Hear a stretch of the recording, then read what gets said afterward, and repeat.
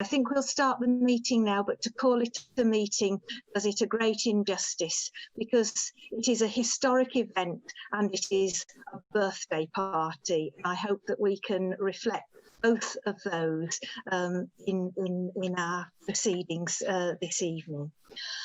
I'm Liz Payne, I'm chair of the Communist Party, and I've been asked to co-chair this meeting with Allison, who on my screen is next to me. Allison Fewtrell, if you could wave. Allison is the secretary of the Manchester South branch, so between us we shall take you through everything this evening. Now, first of all, can I welcome everyone who's joining us from Manchester, city of Engels, everyone who is joining us from across Britain, from Germany, from the parties of the Coordinating Committee of Communist Parties in Britain, and from comrades who I know are joining us from right across the world this evening. So everybody is very, very welcome. Welcome also to all our speakers and contributors. The comrade Zheng Xivuan, the Consul General from the Chinese Consulate in Manchester. We're really delighted that you could be with us. And to the international secretaries of our two parties, to Comrade Renate Koppe and John Foster, and with a special thanks for your wonderful Morning Star contributions today. I expect a lot of people who are here have seen those. And a big welcome to, of course, to Maxine Peake, who needs no introduction, I think, and to artist Phil Collins, and to musician Bethany Ellen Coyle. So the event has been put together by the Manchester organisation of the Communist Party in Britain. And until very recently, it was going to be a real event in a real place, really in Germany, in Wuppertal, the birthplace of Engels. But when this proved to be absolutely impossible, the team in Manchester, in conjunction with the International Commission of the Communist Party of Germany, the DKP, put this wonderful event together to go online this evening. And I think, although it was a great loss that the event could make place in Wuppertal today, I think it is the gain for very, very many of us who are able to join it, who wouldn't otherwise have been able to participate. So it is a historic event. Engels is 200 today, and I am saying is in the present tense on purpose, because of course, although Engels lived and died and made a fantastic contribution, which we're going to hear about and share this evening, during his lifetime, Engels lives on. And I do note that lots and lots of parties and groupings on the left do all try to claim Engels for themselves. But I'm going to say we don't claim Engels. Engels claims us for revolution, and Engels claims us to go forward and to change the world. I did just reflect, as it's our centenary year, the Communist Party of Britain's centenary year, that of course in the year of our foundation, it was the 100th anniversary of Engels' birth in November 1920. And our founding comrades were taking huge inspiration from him and from his work then, as we are too now. Engels came to Manchester first, I believe. Somebody might put me right, but I think he first came in 1842 when he was aged only 22. And on his way, he called in to Cologne and met Karl Marx for the very first time. And the rest, they say, is history. Of course, it's more than history. It's our present and it's our future.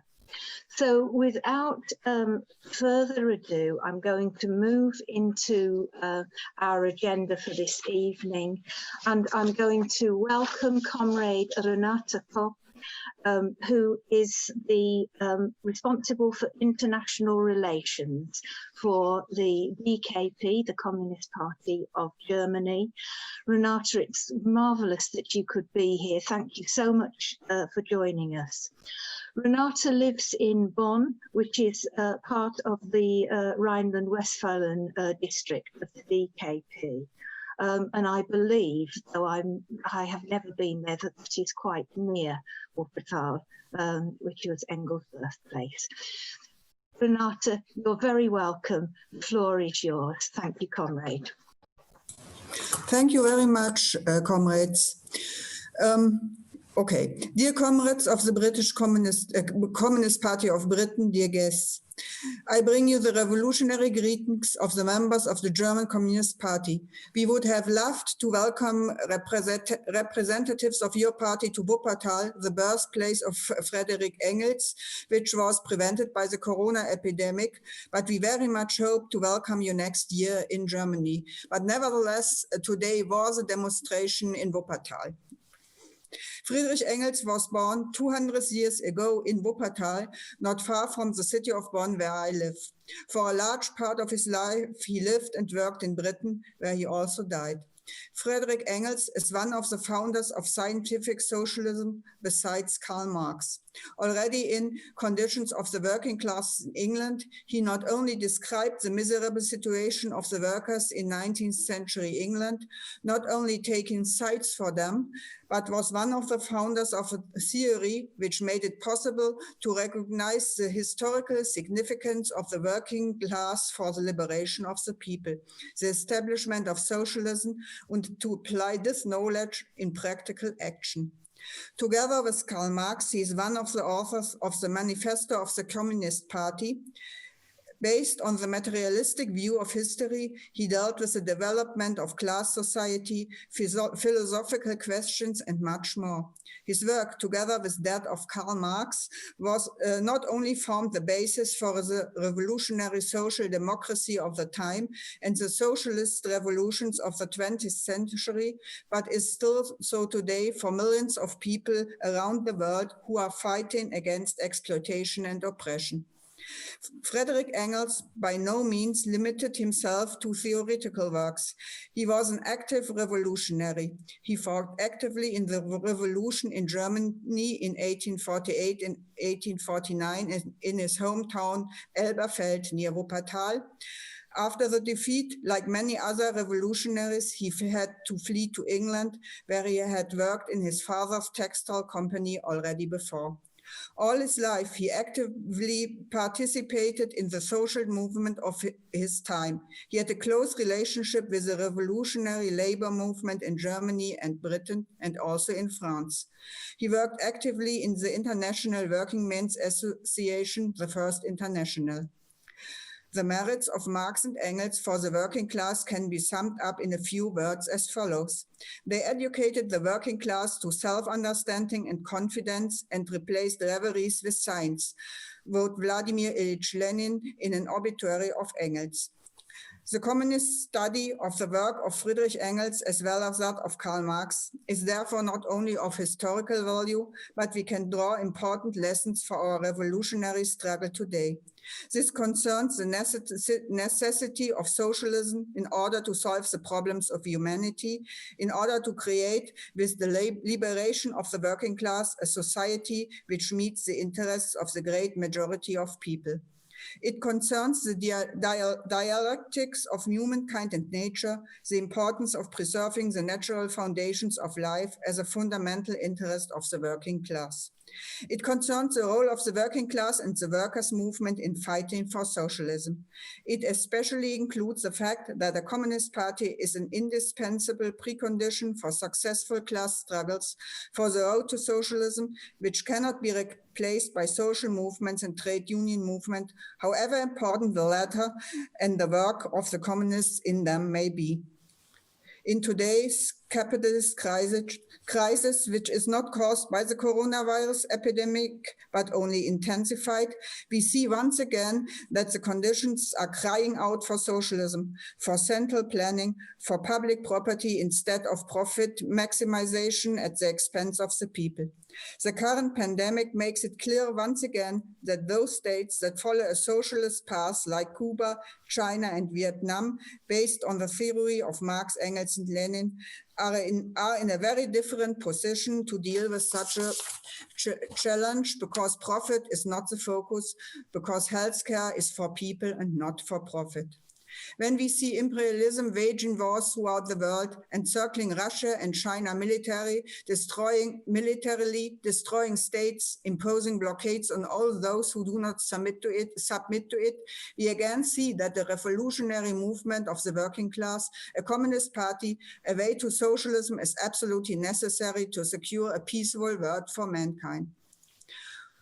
On the occasion of Friedrich Engels' 200th birthday, it is a task of the communists to make all this clear and not to allow, as is often attempted in our country, to use the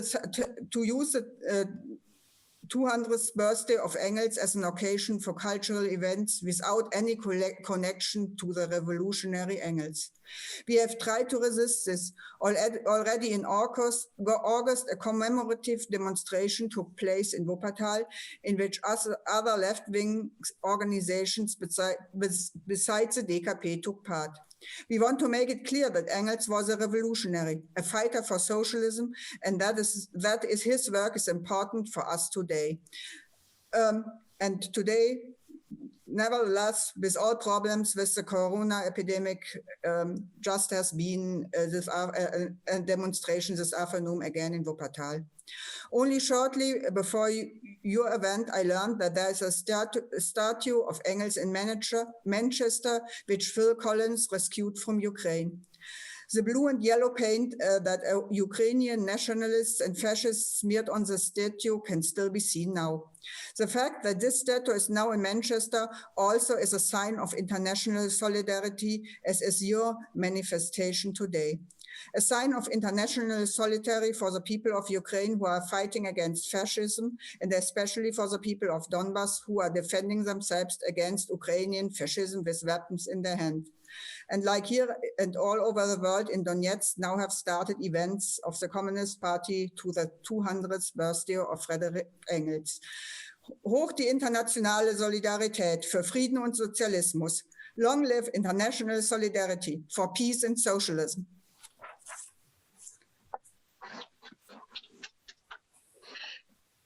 Renate, comrade, thank you very, very much for that contribution. That was a really great start to the evening today. And again, can I thank you very, very much for coming and send greetings to all the comrades of the DK. Thank you very, very much indeed. We'll move right now. We'll move straight away. Please, to welcome the Consul General from the Manchester Chinese Consulate. That is Comrade Xivuan. And the title is Engels, China and the Struggle for Peace. And of course, I think in terms of the international situation today, there is perhaps no more important topic. So we are very, very, very pleased to welcome you and your translator to Amalu. So thank you very much indeed, and the floor is yours. Dear comrades, 我和你们好。 greetings from Chinese Consulate General in Manchester. 今天我和吕小梅同志非常高兴参加我们同志们一起的这个共同纪念伟大革命导师恩格斯诞辰200周年的活动。我们愿意以最诚挚的感情向我们伟大的革命导师致以最崇高的敬意。My colleague Amalia and I are delighted to join today's celebration and to commemorate Engels' 200th birth together with CPB and DKP comrades, paying the highest tribute to our great teacher of revolution in our sincerest way. 我是2018年夏天来到曼彻斯特就职的。我到任的第一件事就是访问了切特姆图书馆。I took up my post in Manchester in the summer of 2018. The first thing I did was to visit Chetham's library. 我非常高兴地告诉同志们，前天为了纪念恩格斯，我们在切特姆音乐学校举行了恩格斯厅的命名仪式。I'm so delighted to share with you the story that the day before yesterday, together with Chatham School of Music, we named the main lecture hall Engels Room. 我们的教育参赞赵江同志和切特姆音乐学校的校长雷德蒙德先生一起，在图书馆的马恩读书卷分别用中文和英文诵读了英国工人阶级状况的第一段。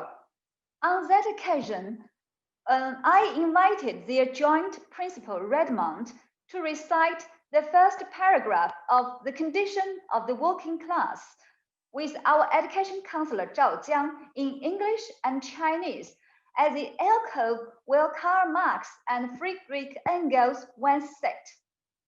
今天我们也非常期待分享费尔·柯林斯把恩格斯雕像从乌克兰运回曼彻斯特的故事。我已经多次陪同中国的同志去瞻仰这个雄伟的雕塑。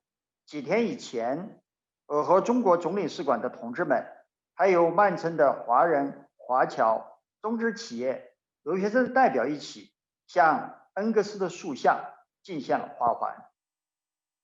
Today, we are also very happy to share with you the story how Paul Collins, the famous artist, brought back Engels' statue from Ukraine to Manchester, the city he made his home.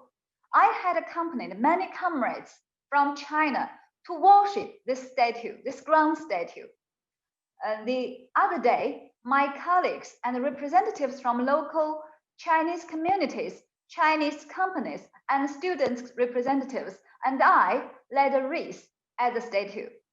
我们的活动在今天中国国家电视台进行了这个直播，进行了播放，引起了中国领导同志和中国人民极大的兴趣。The commemoration event we held the day before was broadcasted today live on Chinese television and has received immense attention from Chinese top leaders and the general Chinese people. 我非常想告诉各位同志的是，中国同志来到曼彻斯特都感到非常的亲切。这里有英国工人阶级运动图书馆，有人民历史博物馆，还有 Rochdale 的先锋合作社。我们在这里处处都能找到工人阶级运动和国际共产主义运动的历史记录。What I wanted to tell you today is that all Chinese comrades felt quite familiar with Manchester on their visit, as it is home to the Working Class Movement Library, the People's History Museum, Rochdale Pioneers Movement, and International Communist Movement. 我曾经陪同中共中央党校马克思主义学院的院长一起访问了这些地方，我们看到了共产党宣言最早的版本，我们还找到了马克思、恩格斯当年访问 Rochdale Pioneer 的签名，实在是太神奇了。When I accompanied the president of Marxism Institute of China's Central Party School on his visit to Manchester, it really amazed me to see the earliest copy of the Communist Manifesto and even the signatures of Karl Marx and Friedrich Engels at Rochdale Pioneers Cooperative. 中共中央党校的同志们在这次访问中，还与曼彻斯特的议会建立了政策对话的机制。前天，他们联合举办了纪念恩格斯的线上研讨会。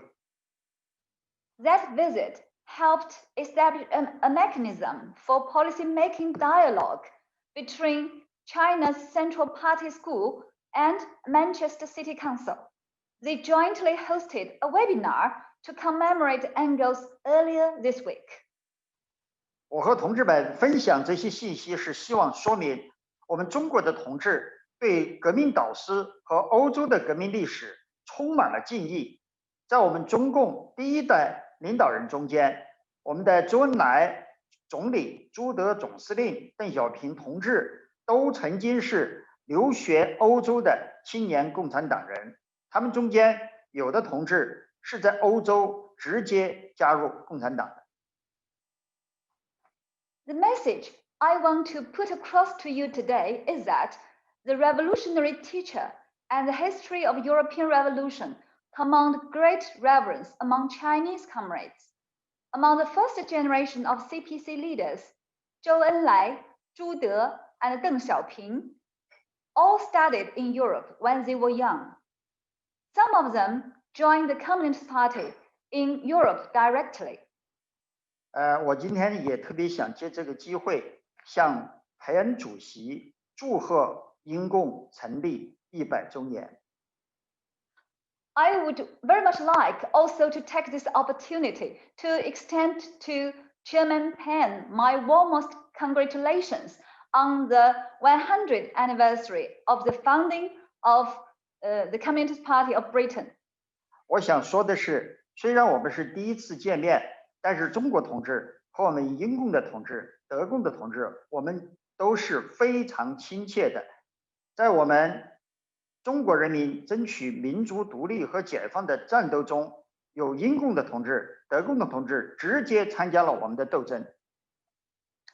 I want to say that although it's the first time we meet with each other and also online, not face to face, however, CPC, the Chinese Communist Party, and CPB, as well as DKP, we are close friends because, and also today, we feel quite homey to be with each other. When Chinese people fought for our national independence and liberation, KPD comrades participated in our battles. 德共的同志参加了中国的长征。德共的党员海斯希伯，他亲眼见到过毛泽东同志和刘少奇同志。KPD comrades took part in the Long March in China, and apart from and comrade Hans Schipper, originally named Heinz Müller of KPD, met with comrade Mao Zedong. 汉斯同志、希伯同志呢，在我们抗日前线英勇的牺牲了。当时只有44岁，中国政府授予他抗日先烈的光荣称号。Unfortunately, comrade Hans Schipper, originally named Heinz Müller of KPD, died at merely 44 during a battle against the Japanese mopping up operation. Chinese government accorded him the title of an anti-Japanese hero. 中国革命与欧洲的共产主义运动有血肉不可分的联系。我们怀着浓厚的兴趣，关注着同志们的事业。Chinese Revolution was interlaced with the communist movement here in Europe. We watched quite closely with great interest the communist cause here in Europe. 我不知道《晨星报》的主编本恰可可同志是不是今天也来了？他是个中国通还是半个印度人？ I wonder if Comrade Ben Cheko, editor of Morning Star, whether he is present at our meeting today, as I know he's not just a sinologist, but also half Indian. 我是从孟买总领事馆转到曼城的，所以也很想借这个机会给他打个招呼，说一声 Namaste。 I was transferred from Bombay 2.5 years ago to Manchester. So I would very much like, if he is present today on our meeting, I would very much like to greet him on this occasion with a namesat saying hi. 所以呢，我不知道我们总领事馆的同志是不是可以订一份你们的晨星报，如果可以的话，我们愿意订一份你们的报纸。I'm not sure whether our consulate could order a Morning Star from you. If we may, we would like to do it. 总之，亲爱的同志们，我和吕小梅同志正是怀着这样亲近的心情，与你们相聚在一起，共同缅怀我们伟大的革命导师，也借此机会向乌帕塔尔市的朋友们，向我们德共的同志们致以崇高的敬意。To sum up, dear comrades, Comrade Amalia and me are gathering with you online to remember our great revolutionary leader with immensely intimate feelings. I also would like to take this opportunity to pay tribute to our friends in Wuppertal. Thank you.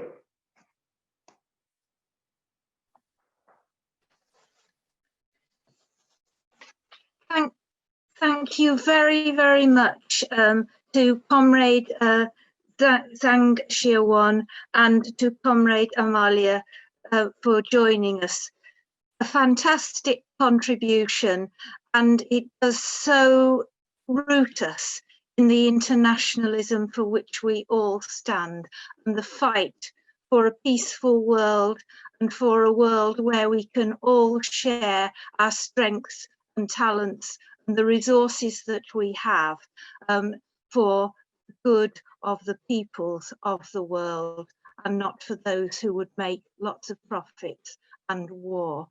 We particularly thank you for joining us for the Chinese community in Manchester, and we hope that we will have a very, very long and friendly relationship with you. So it is a first, as you have said, and we say also, of course, our great friends, our great comrades, the Communist Party of China, our salutations to you, our greetings, and please pass our greetings to all the comrades in China and to the people of China. Thank you very, very much indeed. Could we have another round of applause, as it were, an online round of applause for our Chinese comrades? Thank you very much indeed. And now I'm going to pass over to my co-chair, to Comrade Allison Fewtrell, who is going to introduce Maxine Peake. Allison. Hi, everybody. Yes, I'm delighted to introduce Maxine, writer and actor of stage, TV and film. In 2018, Maxine won the UK Theatre Award for Outstanding Contribution to British Theatre. She is a Morning Star Ambassador and trustee of the Working Class Movement Library in Salford. Maxine will be reading Engels' Call to the Working Class. Over to you, Maxine. Thank you, Alison. And it's a real honour to be here this evening. So I shall begin. So, working people, to you I dedicate a work in which I have tried to lay before my German countrymen a faithful picture of your condition, of your sufferings and struggles, of your hopes and prospects. I have lived long enough amidst you to know something about your circumstances. I have devoted to their knowledge my most serious attention. I have studied the various official and non-official documents as far as I was able to get hold of them. I have been satisfied with this. I wanted more than a mere abstract knowledge of my subject. I wanted to see you in your own homes, to observe you in your everyday life, to chat with you on your conditions and grievances, to witness your struggles against the social and political power of your oppressors. I have done so. I forsook the company and the dinner parties, the port wine and the champagne of the middle classes, and devoted my leisure hours almost exclusively to the intercourse with plain working people. I am both glad and proud of having done so. Glad because thus I was introduced to spend many a happy hour which else would have been wasted in fashionable talk and tiresome etiquette. Proud because thus I got an opportunity of doing justice to an oppressed and calumniated class of people who, with all their faults and under all the disadvantages of their situation, yet command the respect of everyone, but an English moneymonger, proud too, because thus I was placed in a position to save the English people from the growing contempt which on the continent has become the necessary consequence of the brutally selfish policy and general behaviour of your ruling middle class.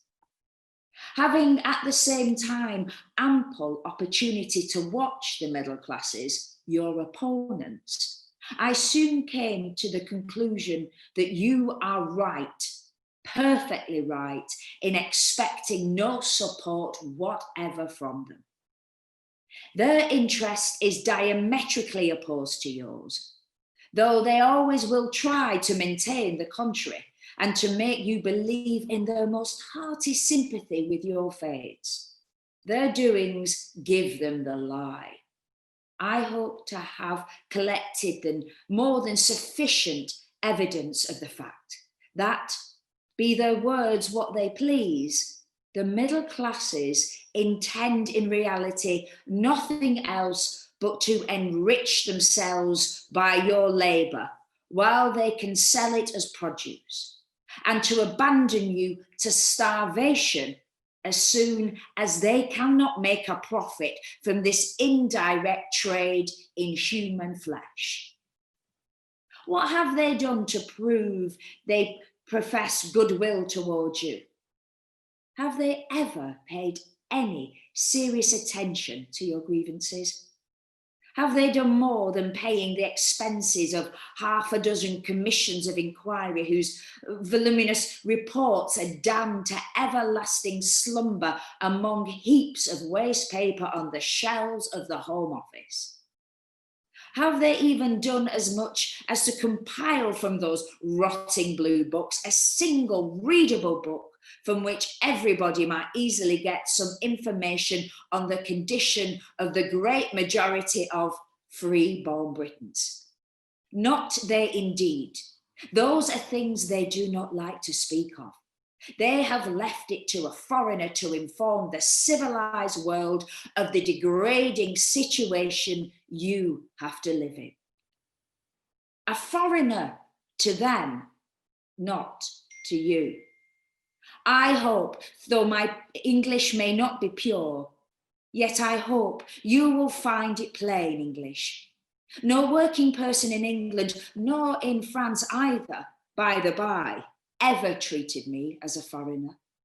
With the greatest pleasure, I observe you to be free from that blasting curse, national prejudice and national pride, which, after all, means nothing but wholesale selfishness. I observe you to sympathise with everyone who earnestly applies his powers to human progress, may he be an English person or not, to admire everything great and good, whether nursed on your native soil or not. I found you to be more than mere English people, members of a single isolated nation. I found you to be people, members of the great and universal family of mankind, who know their interests and that all the human race to be the same. And as much as members of this family of one and indivisible, mankind as human beings in the most empathetical meaning of the word. As such, I and many others on the continent hail your progress in every direction and wish you speedy success. Go on then, as you have done hitherto. Much remains to be undergone. Be firm, be undaunted. Your success is certain, and no step you will have to take in your onward march will be lost to our common cause, the cause of humanity. Thank you. Wonderful. Thank you, Maxine. Passionate words of Friedrich Engels there. Okay, so our next speaker, I'm sure, needs no introduction. And many of our international guests this evening will be familiar with him.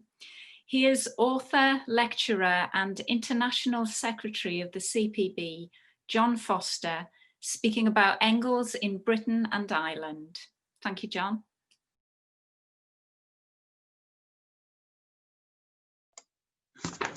Thank you, comrades. I'm a poor substitute for what you were to hear, but I'm very proud to be at this event, this international event. I'm particularly proud to do so along Comrade Renate Koppe, who represents the Communist Party of Germany, the country from which Engels first entered the revolutionary movement and whose comrades continue the struggle today. I'm also proud to do so beside the Consul General of the People's Republic of China, a country that today, before our eyes, seeks to fulfill the vision set out by the founders of our movement. I'm proud, finally, to do so, virtually at least, alongside the new statue of Engels in the city where Engels lived for so long and where he first came to understand the real-life strength of our country's working class. It is difficult, as others have already said, to overestimate Engels' contribution to our working class movement, and not just in Britain, but internationally. It was an organizational contribution to the development of working class internationalism.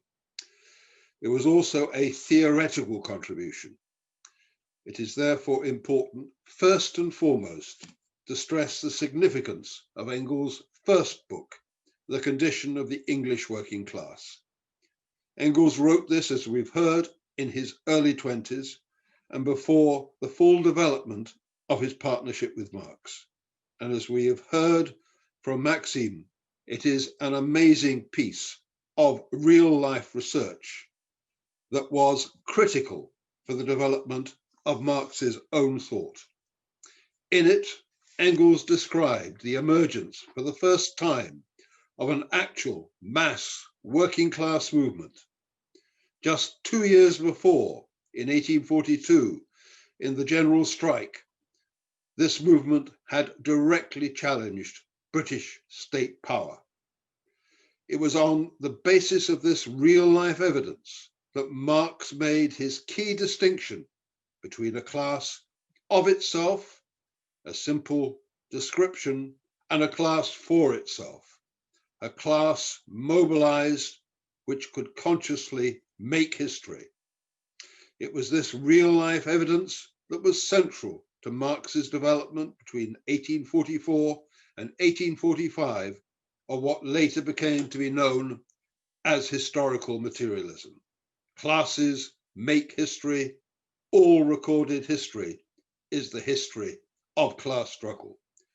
It was this also that brought Marx himself, as we've heard from the Consul General, to Manchester in 1845. And it was this understanding also of the potential of a mobilized working class that led them to the first full sketch of historical materialism, the jointly authored Communist Manifesto of 1848. In the subsequent decade, it was Engels also who guided Marx's close working relationship with the key leaders of the Chartist movement, of Britain's working class first challenge to British state power. In the 1860s, it was Engels too who provided the organizational groundwork for the formation of the First International. And it was in fact the difficulties, the political difficulties of this later work in the 1860s that also brought another important theoretical understanding. Marx and Engels had to explain the right turn within Britain's trade unions in the mid-19th century. These were the years in which our trade union movement moved away from the revolutionary challenge of the 1840s to become a political adjunct of the Liberal Party. Why, therefore, had this previously cohesive class movement disintegrated? Between them, Marx and Engels developed a profound political and cultural explanation of this division and of the emergence of what they described as a labor aristocracy. It was, as Marx put it in Capital, a result of the way Britain's capitalists responded to the united class challenge of the 1840s. They made concessions, but they did so in a way that would capture and divide, not just materially, but strategically, within a new language of inclusive liberalism. Our ruling class in Britain is clever, adroit, and will always seek to divide. And these concessions were made, as Marx and Engels argued, only possible by a new phase of imperialism, by the export of capital and a far more insidious financial and economic subordination of the rest of the world. They also identified one country that was particularly important and central to this process, Ireland. In the 1840s, Britain's rulers allowed Ireland to starve.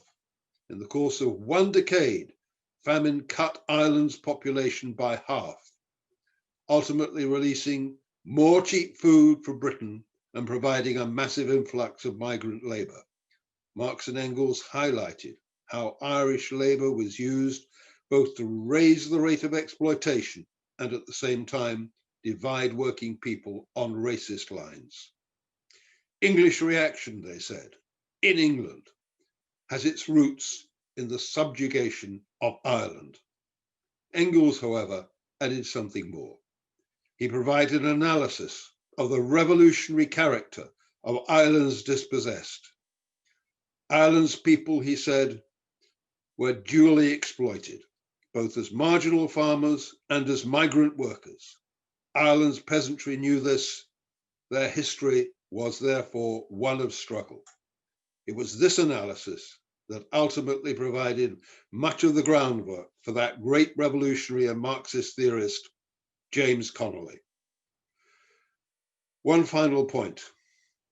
It was Engels also who assured the political and theoretical legacy of Karl Marx. We remember with poignancy Engels' funeral oration in 1883. At 3:15 in the afternoon, the greatest living thinker ceased to think. He had been left alone for scarcely 2 minutes.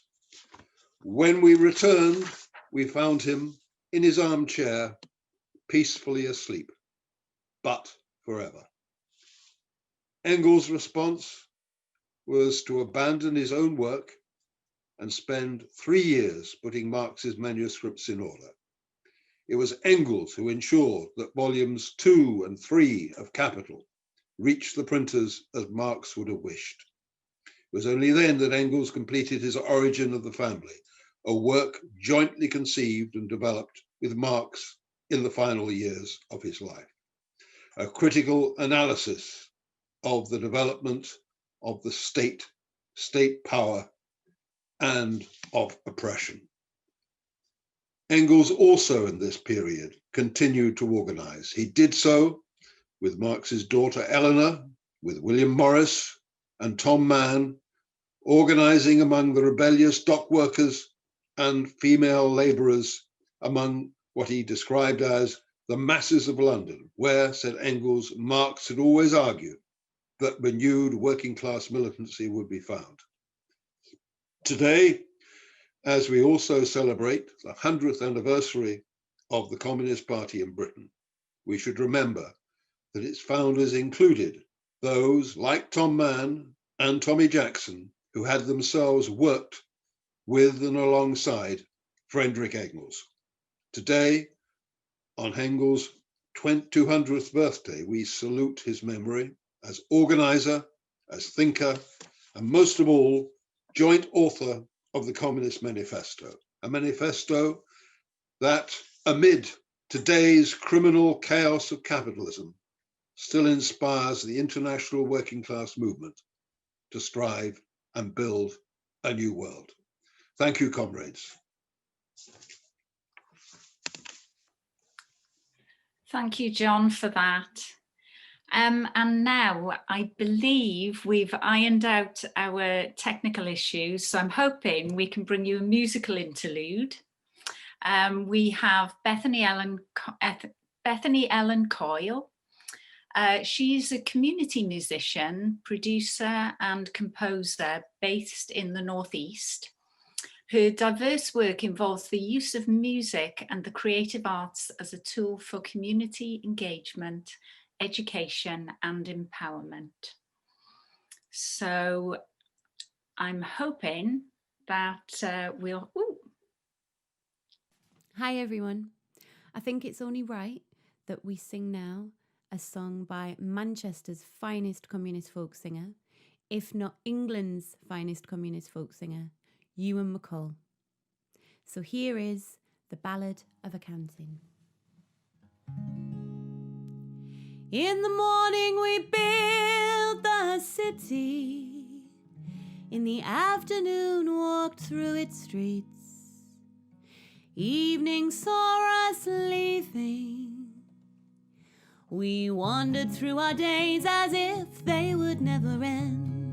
All of us imagined we had endless time to spend. We hardly saw the crossroads and small attention gave to landmarks on the journey from the cradle to the grave, cradle to the grave, cradle to the grave. Did you learn to dream in the morning, abandon dreams in the afternoon, wait without hope in the evening?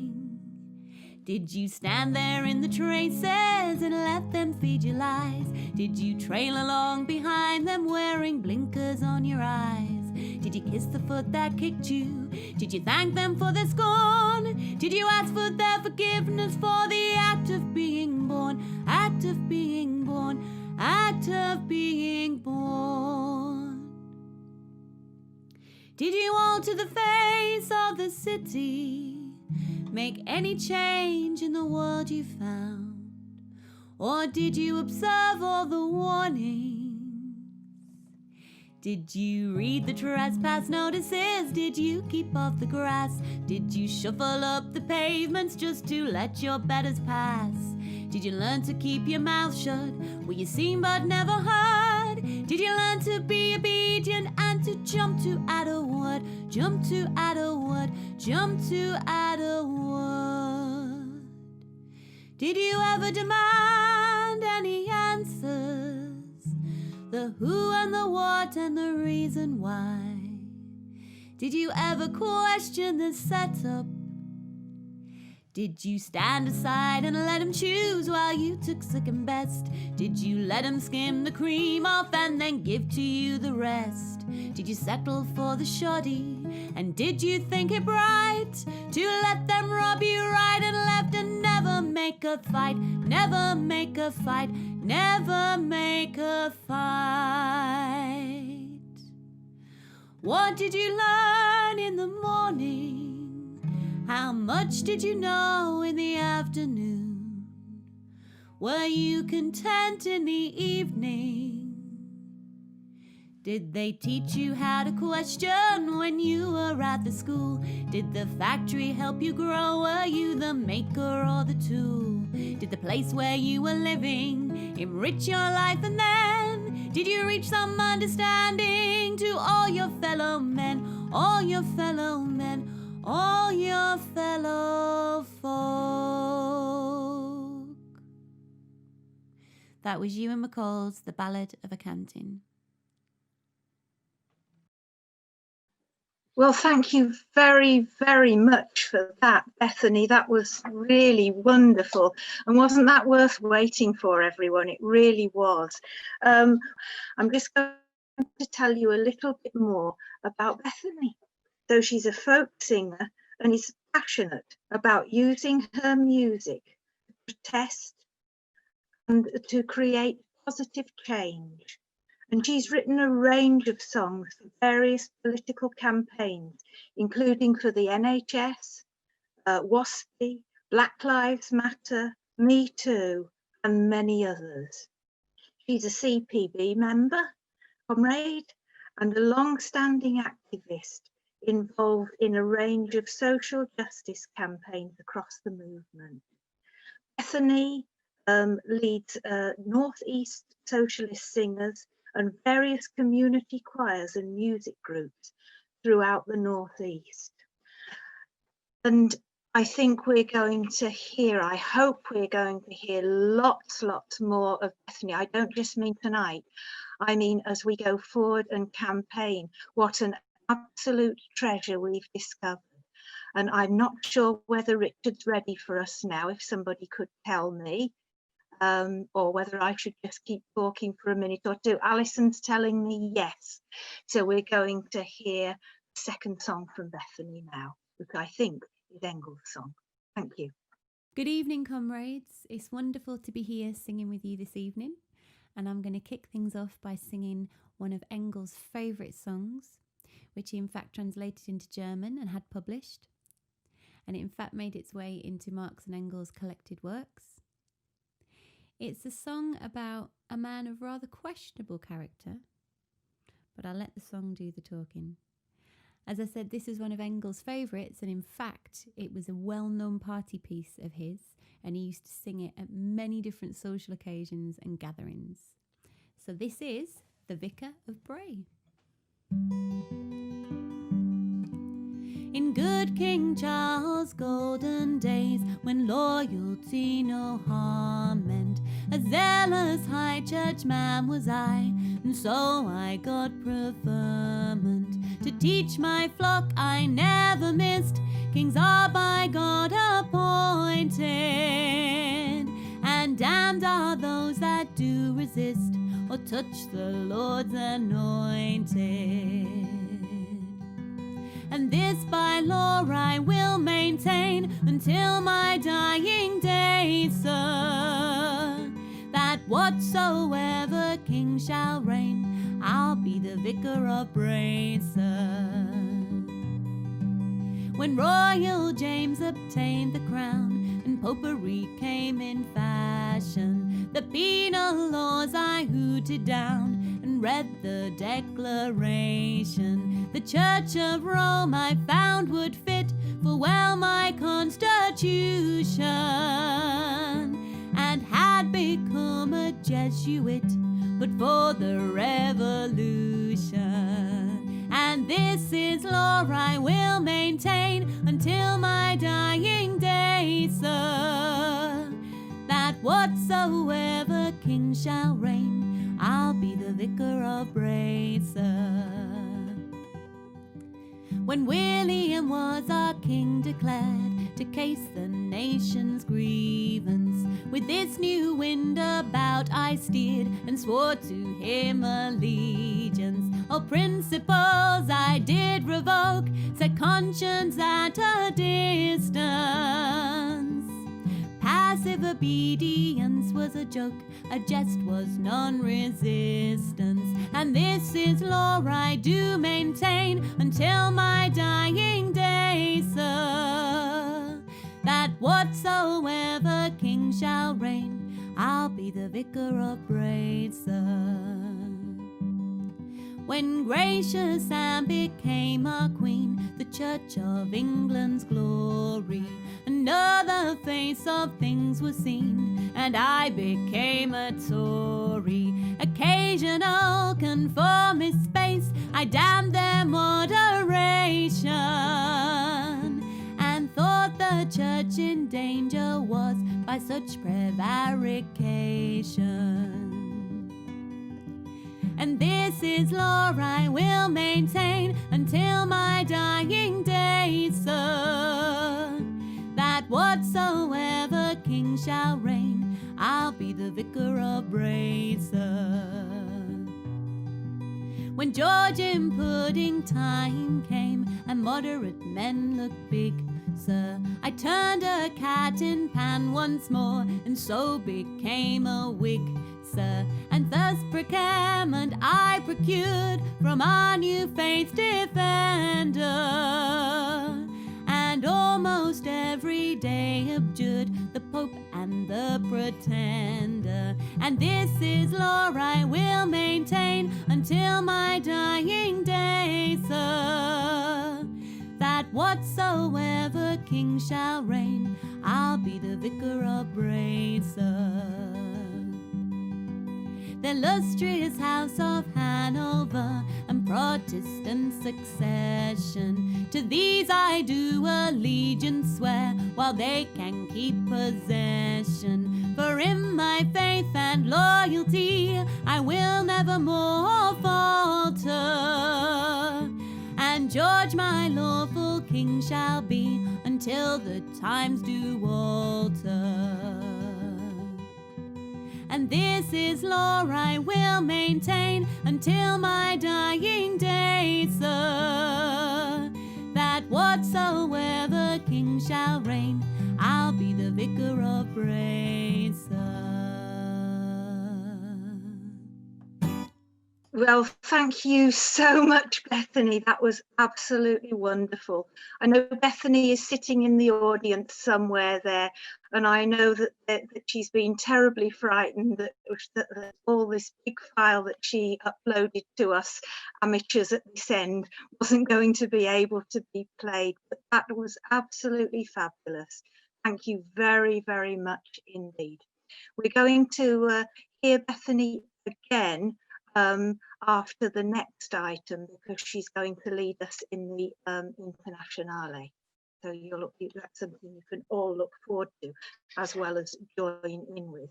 But just before that, I'm going to bring in Comrade Bora Oktas, who is the chair of the South Manchester branch of the CPB, and he has a very special presentation to make to the DKP, to the Communist Party of Germany.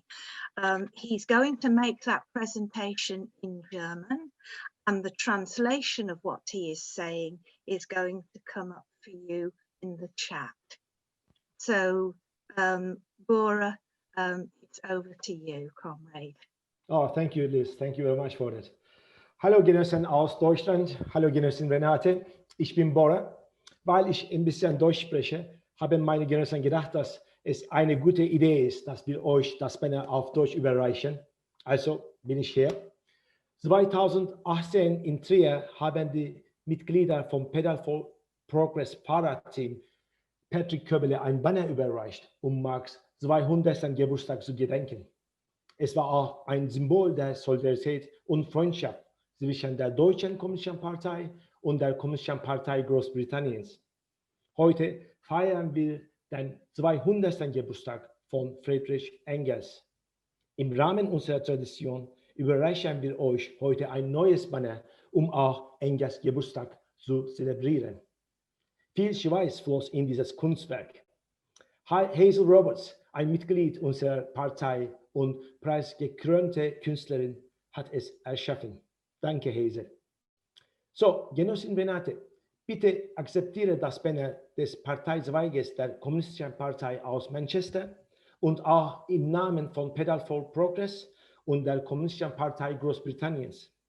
Ich verspreche, dass wir euch in 98 Jahren ein weiteres Banner überreichen werden, Marx 300. Geburtstag zu feiern.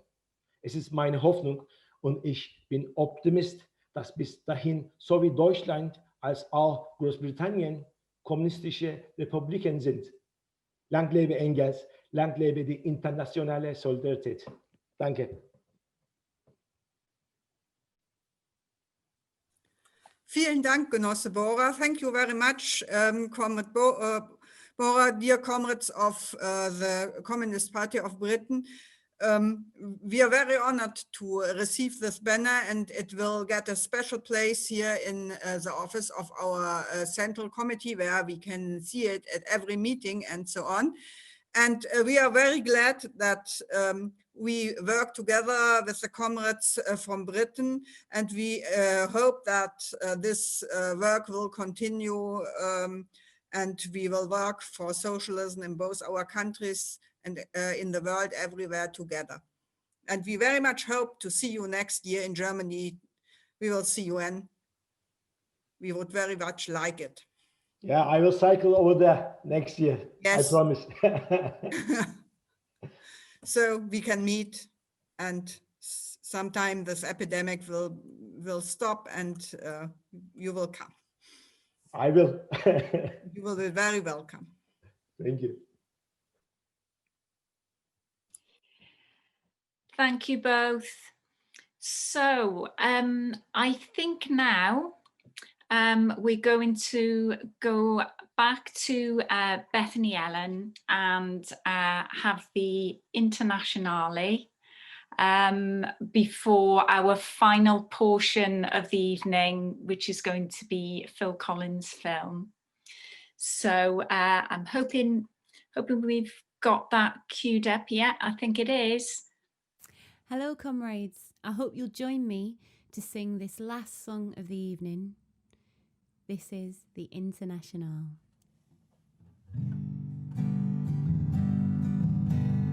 Arise, ye starvelings, from your slumbers. Arise, ye prisoners of want. For reason in revolt now thunders, and at last ends the age of Kant. Now away with all your superstitions, serve our masses, arise, arise. We'll change forth with the old conditions, spurn the dust to win the prize. Then comrades, come rally, and the last fight let us face. The Internationale unites the human race. Then comrades, come rally, and the last fight let us face. The Internationale unites the human race. We peasants, artisans, and others enrolled within the world of toil, claim the earth for sisters and for brothers, drive the indolent from the soil. On our flesh too long has fed the raven, we've too long been the vulture's prey. But now farewell the spirit craven, the dawn brings a brighter day. Then comrades, come rally, and the last fight let us face. The Internationale unites the human race. Then comrades, come rally, and the last fight let us face. The Internationale unites the human race. No savior from on high delivers, no trust have we in prince or peer. On our own right hand the chains must shiver, chains of hatred, of greed and fear. Ere the thieves will over with their booty, and to all give a happier lot. Each at the forge must do their duty, strike the eye